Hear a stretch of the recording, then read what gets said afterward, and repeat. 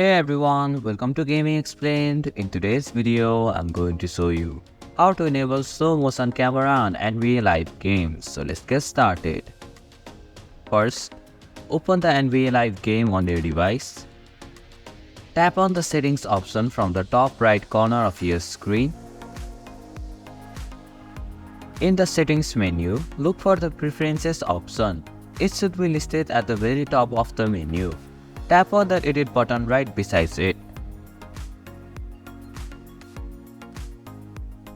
Here you can see the moments option.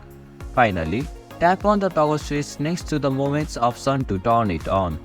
The switch should move to the on position, indicating the slow motion camera is now enabled.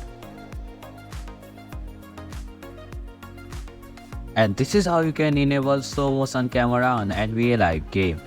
Thank you for watching Gaming Explained. Hope this video was helpful. If it was, then hit the like button and comment down if you have any questions or feedback.